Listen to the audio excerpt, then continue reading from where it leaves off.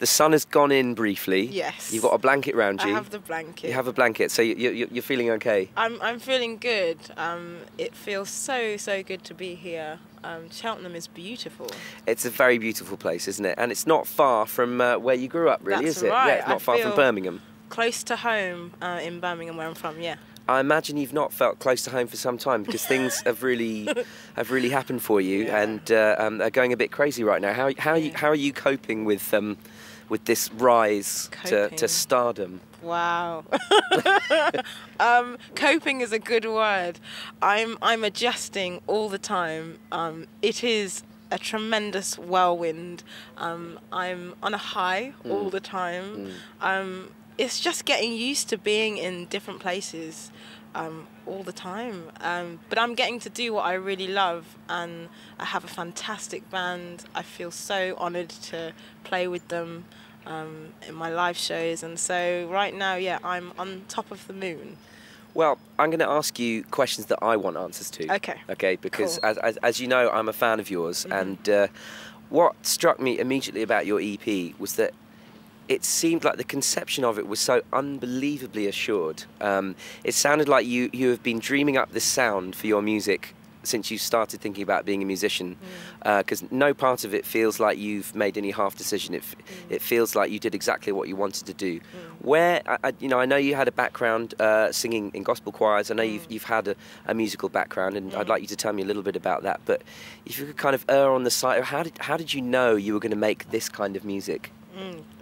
Wow, what a question. I think having grown up around musicians as a kid, and I would say sort of amateur musicians, so my brother and sister who play violin and cello and they sing, I think I just have so many fantastic memories of always making music and always wanting to be in a creative space, and thankfully I had parents that always let me loose and do that. And so I would, yes, also feel like this album has been kind of 20 years in the making, just because for me expressing myself through music has been something that I've always wanted to do, and Sing to the Moon was finally the most liberating point that I've ever been, yeah, I just feel like this is an album that's authentically me, yes, and it's a celebration of everything that I've ever loved about music, so I guess maybe that's why it's assured. Your music is really, I find actually the melodies in some ways are quite simple, but the construction of the songs is very complicated, and the orchestration is very complicated, and it sounds like this amazingly rounded thing.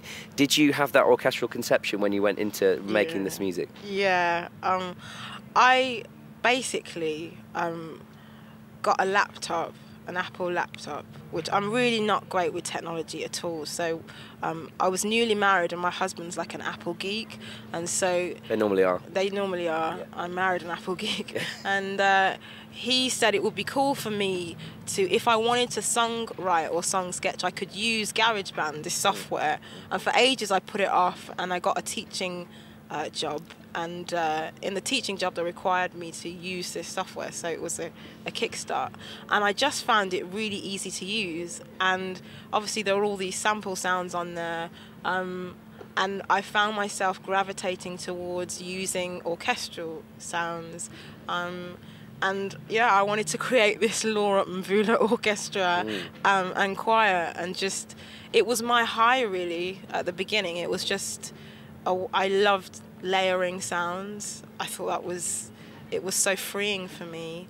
And for the first time, I wasn't really majorly concerned with what people thought about it, which for me was a big change. Would you say you kind of struggled with the confidence to perform in front of people? Absolutely, then? I hated that. And if you'd have said to me, you're going to sing your own, like a year or 2 years ago, you'd have said, you're going to do your own solo project, I would have said, no, that's not really my vibe. Like, I've always loved being a part of an ensemble and all of that. But I think this felt different because I wanted to tell stories. I wanted to tell my story, and it wasn't about, trying to have a fantastic voice or even writing the most amazing chord progression. It was just about being truthful. I know it sounds vague, but it was a really natural... I think you explained it very well.